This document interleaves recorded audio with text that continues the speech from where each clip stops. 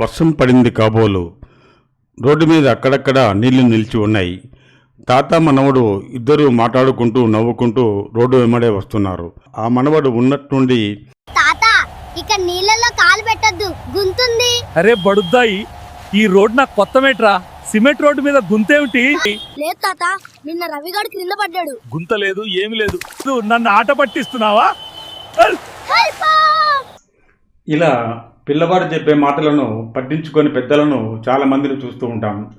పిల్లవాడు ఏదైనా సలహా ఇచ్చినప్పుడు లేదా ఏదైనా చెప్పినప్పుడు వాడు ఏం చెప్తున్నాడు అని ఆలోచించడం, అర్థం చేసుకోం. వాడు ఏదైనా సలహా ఇచ్చినప్పుడు పెద్ద ఆరిందలా మాట్లాడుతున్నాడు వెధవ, పత్తిది కావాలి వీడికి, వెళ్ళి అవతలికి అని కోపపడతాం.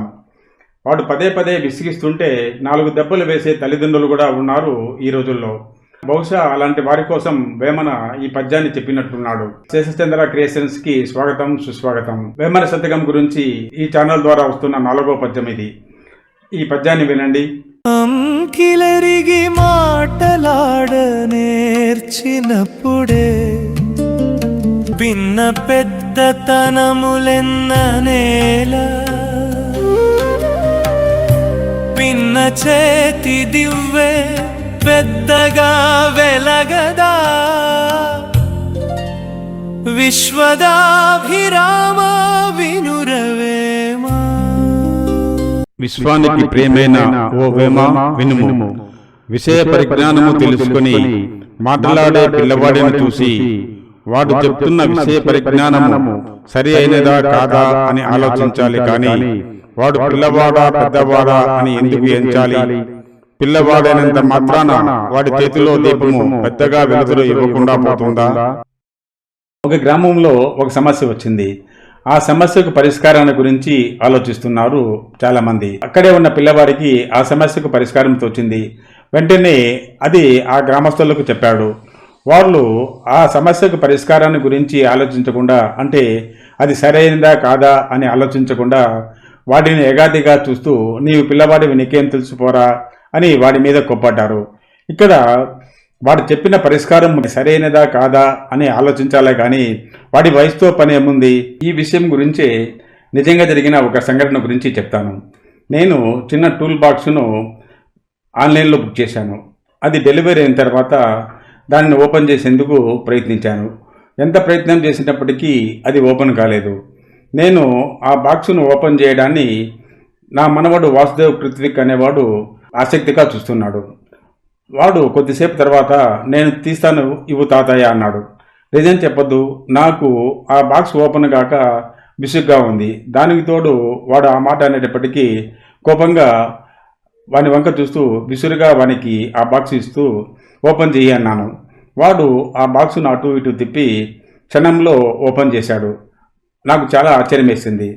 వాడు ఆ బాక్స్ ఎలా ఓపెన్ చేస్తాడు అని ఆలోచిస్తే, వాడు ఆ బాక్సును ఓపెన్ చేయడం ఎక్కడైనా చూసి ఉండవచ్చు, లేదా ఆ బాక్స్ ఓపెన్ చేసే ఐడియా వానికి వెంటనే తట్టి ఉండవచ్చు. ఆ సంఘటన తర్వాత నాకు వయసుతో పని లేదు, జ్ఞానం ముఖ్యమని అర్థమైంది.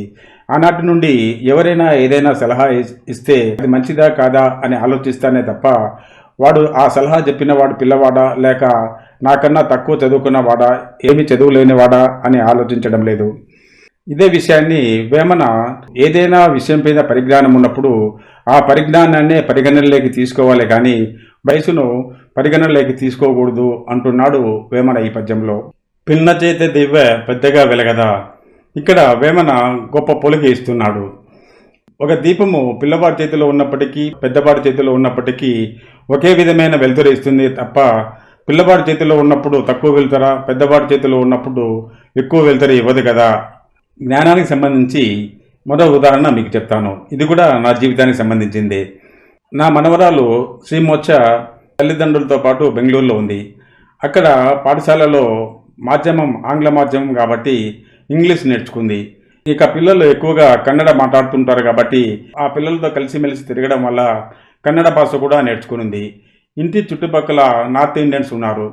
వాళ్ళు ఎక్కువగా హిందీ మాట్లాడడం వల్ల వాళ్ళతో పాటు కలిసి తిరగడం వల్ల హిందీ కూడా నేర్చుకునింది. ఆ పాప వయసు 6 ఏళ్ళు. 6 ఏళ్ళ వయసులో 4 భాషలు మాట్లాడగలుగుతుంది. నా వయసు 60 ఏళ్ళు. నేను తెలుగు మాట్లాడగలను, ఇంగ్లీష్ అంతో ఇంతో మాట్లాడగలనే కానీ మిగిలిన భాషల మీద నాకు పట్టు లేదు. ఇక్కడ 6 ఏళ్ల ఆ పాప జ్ఞానాన్ని మెచ్చుకోవాలి కానీ 60 ఏళ్ళ నా వయసును కాదు. అదే వేమన చెప్తున్నాడు, జ్ఞానము ముఖ్యం కానీ వయసు ముఖ్యం కాదని. మా పిల్లల గురించి గొప్పగా చెప్పుకోవడం కాదు కానీ ఇప్పుడు తరంలో పిల్లల యొక్క ఐక్యూ చాలా ఎక్కువగా ఉంది. ఆ ఐక్యూని పెంచి పోషించాల్సిన బాధ్యత తల్లిదండ్రులపైన ఉంది. పిల్లవాళ్ళ యొక్క బ్రెయిన్ చాలా షార్ప్గా ఉంటుంది. ప్రతి విషయాన్ని తెలుసుకోవాలనే ఆసక్తి, జిజ్ఞాస ఉంటుంది. దాన్ని మొదటిలోనే తుంచకండి. వాళ్ళకి ఏదైనా సందేహం వచ్చినప్పుడు ఆ సందేహ నివృత్తి చేయండి. మీకు తెలియకపోతే తెలుసుకొని వాళ్లకు తెలియజెప్పండి. అంతేగాని మీ తెలియనితనాన్ని కప్పిపుచ్చుకునేందుకు వాళ్ళను కోపపడకండి. ప్రతి పిల్లలకి తల్లిదండ్రులు హీరోలు. తల్లిదండ్రులు ఏ విధంగా ప్రవర్తిస్తారో పిల్లలు కూడా అదే విధంగా ప్రవర్తిస్తారు. అందుకే పిల్లల ముందు మీ అలవాట్లను తగ్గించుకోండి. మీరు మొబైల్ చూస్తూ పిల్లలను మొబైల్ చూడవద్దని దండించకండి. పిల్లలను దండించే ముందు మీరు ఆ వయసులో ఏ విధంగా ప్రవర్తించేవారో ఒక్కసారి ఆలోచించండి. పిల్లలని ప్రేమానురాగాలతో దారిలోకి తెచ్చుకోవాలి కానీ దండనతో దారికి తెచ్చుకోవాలనే ప్రయత్నం చేయకండి. పిల్లల యొక్క బంగారు భవిష్యత్తుకు పునాదులు మీరు అన్న విషయాన్ని మరవకండి. వేమన వెలుతురును జ్ఞానముతో పోలుస్తున్నాడు. ఏ విధంగా అయితే వెలుతురు ఇచ్చే దీపము పిల్లవాడి చేతిలో ఉన్నప్పటికీ పెద్దవాడి చేతిలో ఉన్నప్పటికీ ఒకే విధంగా ప్రకాశిస్తుందో అదేవిధంగా జ్ఞానము కూడా పిల్లవాడి వద్ద ఉన్నప్పటికీ పెద్దవాడి వద్ద ఉన్నప్పటికీ ఒకే విధంగా గుర్తింపు తెస్తుంది.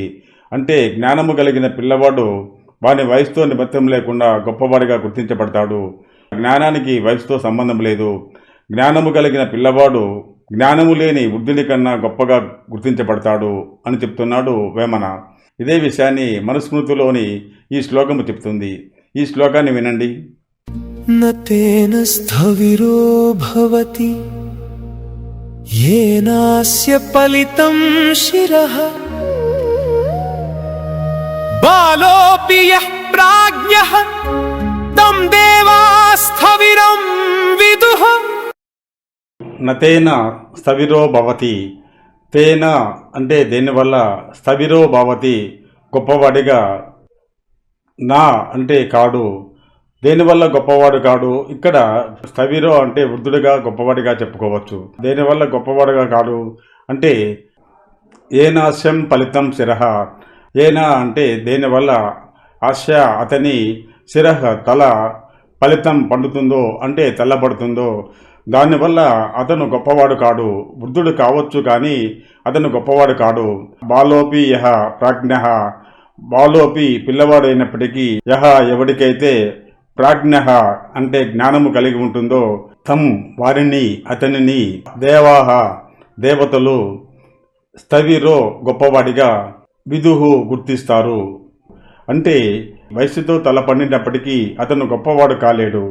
బాలుడు అయినప్పటికీ జ్ఞానము కలిగి ఉన్నప్పుడు అతడు దేవతల చేత గొప్పగా గుర్తించబడతాడు అని చెప్తుంది ఈ శ్లోకము.